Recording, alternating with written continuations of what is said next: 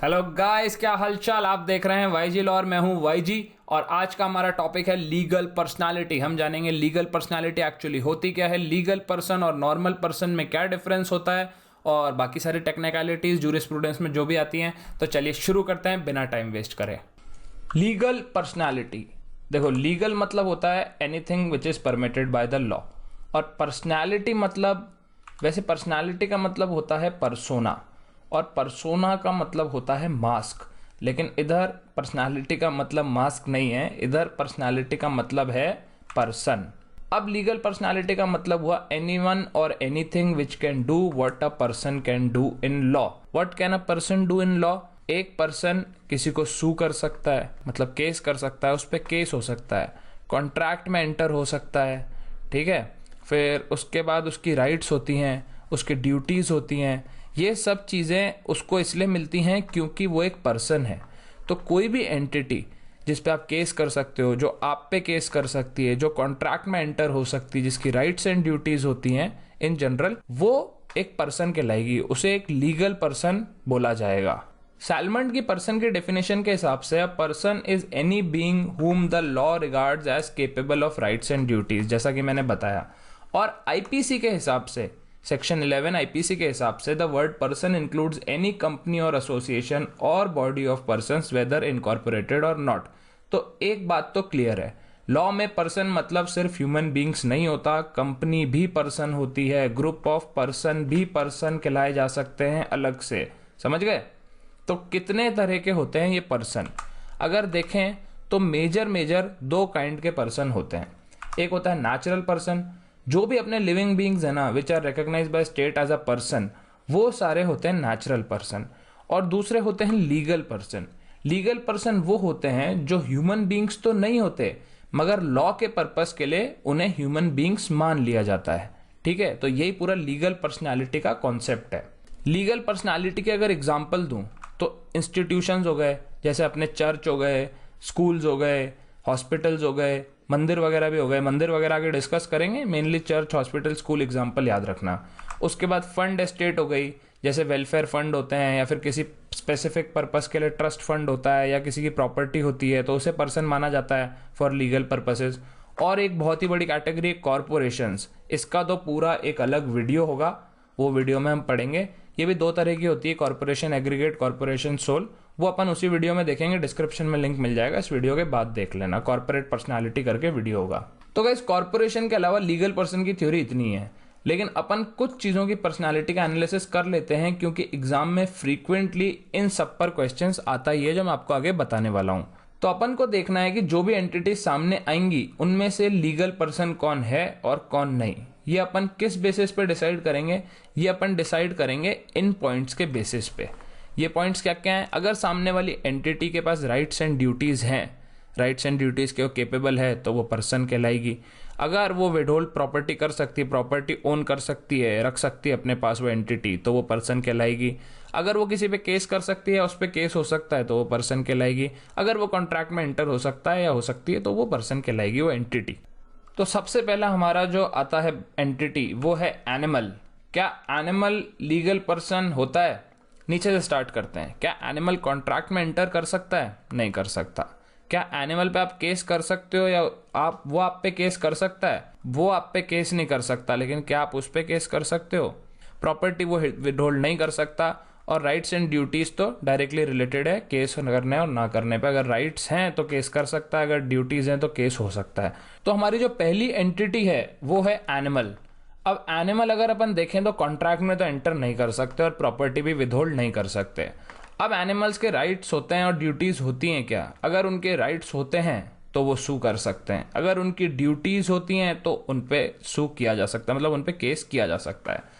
तो अपने को ये देखना है कि एनिमल्स के राइट और ड्यूटीज होते हैं क्या। ये कई बार लोग गलत कर देते हैं। एनिमल राइट्स जनरल टर्म है, animal rights, I am an animal rights activist, लेकिन एनिमल राइट्स लॉ में होते नहीं है एक्चुअली। अगर आपको फैक्चुअल सही की बात बताऊं तो एनिमल्स के लॉ में कोई राइट नहीं होते। अब आप बोलोगे एनिमल राइट क्यों नहीं होते? अगर मान लो मैं किसी के पेट को गोली मार देता हूं जाके, तो फिर मेरे को सजा होगी ना। तो देखो, आपको सजा तो होगी, लेकिन सजा इसलिए होगी क्योंकि ओनर के राइट वायलेट हुए हैं। आप इस जानवर को मार रहे हो ना, तो इसका जो ओनर है उसका राइट वायलेट हुआ है।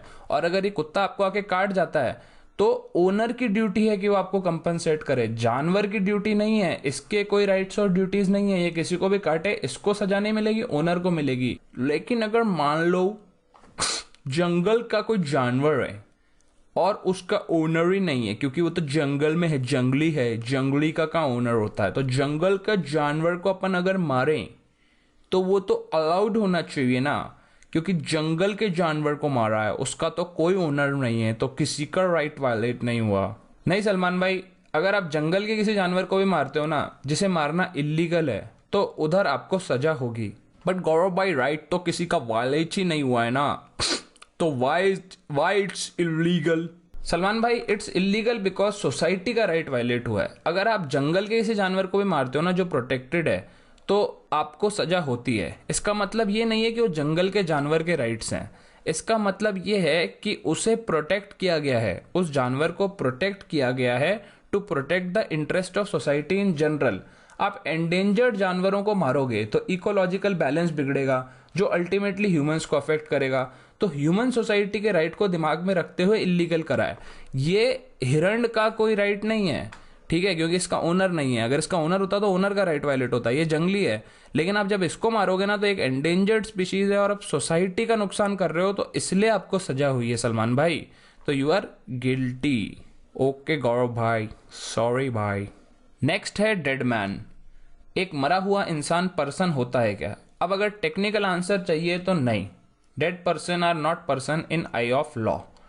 डेड पर्सन कॉन्ट्रैक्ट में एंटर नहीं हो सकते, प्रॉपर्टी विदहोल्ड नहीं कर सकते, ड्यूटीज तो नहीं ही होती हैं उनकी। लेकिन एक सवाल उठता है, क्या डेड मैन के राइट्स नहीं होते? होते हैं कि नहीं होते? और अगर राइट्स होते हैं तो सू कौन करता है? अगर राइट वायलेट होते हैं तो चलो आप बोलते हो रिप्रेजेंटेटिव कर देते हैं, तो सू का भी मान लेते हैं। तो ये वाली एक चीज देखते हैं, डेड मैन के राइट्स। अब अगर डेड मैन की बात करें तो उसके राइट्स 3 रिगार्ड्स में हो सकते हैं, उसकी बॉडी पर, उसकी प्रॉपर्टी पर, उसकी रेप्यूटेशन पर। अब देखो, बॉडी प्रोटेक्टेड है, लेकिन बॉडी लॉ में एक डेड मैन की जो बॉडी होती है उसको प्रोटेक्शन है, मगर वो प्रोटेक्शन राइट्स नहीं है, ठीक है, वो डेड मैन के राइट्स नहीं है। मतलब उसके आगे के फैमिली के राइट्स हो सकते हैं, लेकिन वो इंसान मर चुका है, उसने अपनी लीगल पर्सनैलिटी अपनी लाइफ के साथ लेट डाउन कर दी है। तो बॉडी के राइट्स नहीं है, बॉडी को प्रोटेक्शंस हैं, ठीक है। फिर उसके बाद जब प्रॉपर्टी की बात आती है, तो जैसे ही आदमी मरता है उसकी प्रॉपर्टी या तो उसके हायर्स के पास चली जाती है, और जब तक उसके हायर्स और सक्सेसर्स के पास नहीं जाती, वो एग्जीक्यूटर के पास रहती है। तो वो डेडमैन की प्रॉपर्टी नहीं रहती है, वो किसी और की प्रॉपर्टी हो चुकी है उसके मरते ही। और अब तीसरी सबसे इंपॉर्टेंट चीज, सबसे कंट्रोवर्शियल चीज, क्या आप डेड पर्सन की रेप्यूटेशन को खराब कर सकते हो क्या? मतलब क्या आप उसे डिफेम कर सकते हो? तो अगर इसमें बात करें तो ये एक लैटिन मैक्सिम है, डी मॉर्टियस निल निसी बोनम डिसेंडेम एस्ट। इसका मतलब होता है nothing must be said about the dead except the good. तो ये मैक्सिम के हिसाब से आप डिफेम नहीं करने चाहिए डेड पर्सन को, लेकिन लीगल कॉन्टेक्स्ट में इसको उल्टा लिया जाता है, इस कोटेशन का उल्टा मीनिंग लिया जाता है। इसका मीनिंग लिया जाता है कि आप एक डेड पर्सन को डिफेम ही नहीं कर सकते, क्योंकि वो डेड है, तो इसलिए कोई राइट्स ही नहीं है, तो वो क्राइम ही नहीं है। लेकिन फिर भी इंडिया में तो defamation of a dead man is a crime, ठीक है, आईपीसी में जाओगे तो क्राइम है। वो क्राइम क्यों है? वो क्राइम का लॉजिक ये है कि ये जो रेप्यूटेशन है ना, ये रेप्यूटेशन सिर्फ डेड मैन की खराब नहीं कर रहे हो आप। जैसे अगर मैं मर जाता हूं और उसके बाद कोई मुझे डिफेम कर रहा है, तो मेरे बेटे के राइट्स, मेरे फैमिली के राइट वायलेट हो रहे हैं ना उस डिफेमेशन से। They are related to me, और उनकी भी रिस्पेक्ट कम हो रही है ना बिकॉज ऑफ दैट डिफेमेशन। अगर कोई मान लो शहीद आदमी है, ठीक है, कोई आर्मी का सोल्जर है जो शहीद हो गए बॉर्डर पे, अब आप उनको डिफेम कर रहे हो, तो वो इंसान ने अपनी जान दी और वो रिस्पेक्ट बहुत वैल्यूड है उसकी फैमिली के लिए, ठीक है, तो उसकी फैमिली की भी तो आप रिस्पेक्ट खत्म कर रहे हो।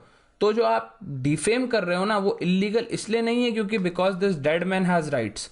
वो राइट एक तरह से फैमिली जो लिविंग पर्सन है ना, इसके सक्सेसर्स, उनका राइट है, वो राइट वायलेट हो रहा है जब आप इस डेड मैन की रेपुटेशन खराब करते हो, ठीक है। तो पूरा लॉजिक ये है, समझ रहे हो? क्योंकि देखो, आप बोलोगे कि डेड मैन को पर्सन ही मान लो ना, तो उससे कॉम्प्लिकेशन आ जाती है। लॉ में क्या, सब क्रिस्प होना चाहिए, ठीक है, ऐसा नहीं होना चाहिए कि ये थोड़ा इंटरलैपिंग है। दीवार होनी चाहिए कि कहाँ पे कौन सी डेफिनेशन शुरू हो रही है और कहाँ पे कौन सी डेफिनेशन खत्म हो रही है। तो डेड मैन को पर्सनालिटी मतलब लीगल पर्सन नहीं माना जाता इन जनरल, लेकिन उसकी रेप्यूटेशन प्रोटेक्टेड होती है, उसकी बॉडी प्रोटेक्टेड होती है और उसकी प्रॉपर्टी तो ट्रांसफर हो जाती है अगले इंसान में, एग्जीक्यूटर में, सक्सेसर में, जिसमें भी, तो वो तो कोई इशू ही नहीं है। एक और कंट्रोवर्शियल एंटिटी है डेड मैन के बाद अनबॉर्न पर्सन। अब अनबॉर्न पर्सन होता है, वो पर्सन इसलिए होता है क्योंकि वो कंटिंजेंट ओनर बन सकता है। अगर वो पैदा हो गया तो वो फुल फ्लेश्ड पर्सन बन जाएगा। तो डेड मैन को पर्सन नहीं मानते, लेकिन अनबॉर्न पर्सन को काफ़ी बार पर्सन मानते हैं। हिंदू लॉ में भी टैक्स पर्पसेस के लिए पर्सन मानते हैं। जब एक बच्चा माँ के पेट में होता है तो बहुत सिचुएशंस में उसको लीगल फिक्शन माना जाता है, मतलब उसको लीगल पर्सनालिटी माना जाता है। लेकिन सबसे बड़ी कंटिजेंसी ये है कि वो अनबॉर्न पर्सन जिंदा पैदा होना चाहिए। अगर वो पर्सन डेड पैदा हुआ, ठीक है, मतलब स्टिल बॉर्न पैदा हुआ, तो वो पर्सनालिटी अब इनिशियो चली जाएगी, मतलब वो कभी एग्जिस्टेंट थी नहीं पर्सनालिटी। लेकिन मान लो बच्चा पैदा हुआ और 1 मिनट के लिए भी अगर वो जिंदा रह गया पैदा होने के बाद, तो उसे as a person who was born and is dead now ऐसा माना जाएगा, ठीक है, लॉ में। तो वो जिंदा पैदा होना चाहिए, ये कंटिजेंसी है बस अनबॉर्न पर्सन की, अगर उसको पर्सन मानना है तो। इसके बाद नेक्स्ट कैटेगरी है आइडल। आइडल क्या? आइडल होता है एन इमेज और रिप्रेजेंटेशन ऑफ अ गॉड, ठीक है। मंदिर हो सकता है, मूर्ति हो सकती है, तस्वीर हो सकती है, कुछ भी हो सकता है, ठीक है, जो जिसकी पूजा वूजा होती है। तो उसको पर्सन मानना चाहिए क्या? अब उनके राइट्स या ड्यूटीज होते हैं क्या? मुझे तो नहीं लगता इतने कोई खास होते हैं, लेकिन वो प्रॉपर्टी विदहोल्ड करते हैं। मंदिर के बड़ी बड़ी प्रॉपर्टी होती हैं, ठीक है, उन पे केस भी हो सकता है अगर कोई फंडामेंटल राइट वायलेट हो, मान लो जेंडर डिस्क्रिमिनेशन जैसे सबरीमाला हुआ था, तो केस भी हो जाता है और कॉन्ट्रैक्ट में भी वो एंटर कर ही सकते हैं इन जनरल। तो जो आइडल होते हैं उसको ज्यूरिस्टिक पर्सन माना जाता है for the purpose of holding property, मगर उसे एक माइनर पर्सन माना जाता है। और जैसे मंदिर में पुजारी होता है या ऐसा कोई, उसको उसका गार्जियन माना जाता है इन लॉ। अब कुछ केसेस हैं इसमें, जैसे गुरु ग्रंथ साहिब को माना गया था कि उनके नाम में प्रॉपर्टी विदहोल्ड की जा सकती है, और गुरु ग्रंथ साहिब को एक पर्सन माना गया था गुरुद्वारा प्रबंधक कमेटी वर्सेस सोमनाथ दास के केस में। तो Guru Granth Sahib for the purposes of holding property person माना गया था इनको। ऐसे ही मॉस्क जो अपना मस्जिद होता है, उसके अगेंस्ट केस नहीं लाया जा सकता एक रिगार्ड में, कि उन्हें ज्यूरिस्टिक पर्सन नहीं माना गया था कि उन पे केस किया जा सके, ठीक है। बाकी रिगार्ड्स में उन्हें ज्यूरिस्टिक पर्सन माना जाएगा कि नहीं, मतलब सू और सूड होने के रिगार्ड के अलावा बाकी withholding property rights and duties, enter contract, in purposes के लिए मॉस्क को माना जाएगा ज्यूरिस्टिक पर्सन की नहीं। इसमें मुझे ज़्यादा डेटा मिला नहीं, मुझे बस ये केस मिला मस्जिद शहीदगंज केस। इसके हिसाब से आप केस नहीं कर सकते मॉस्क पे, बाकी जो एस्पेक्ट्स हैं उसके बारे में साइलेंट थे। तो गाइज ये हो गया लीगल पर्सनालिटी का वीडियो कंप्लीट। आई होप आपको अच्छा लगा होगा। अगर अच्छा लगा तो यहाँ पे कॉर्पोरेट पर्सनालिटी का वीडियो आएगा, वो देख लेना, और यहाँ पे सब्सक्राइब कर लो और लाइक कर दिया करो अगर अच्छा लगे तो। अच्छा लगता है बहुत लोगों को, मुझे पता है, क्योंकि देखते हो आप सब पूरा, लेकिन लाइक नहीं करते, तो लाइक कर दिया करो। Bye bye.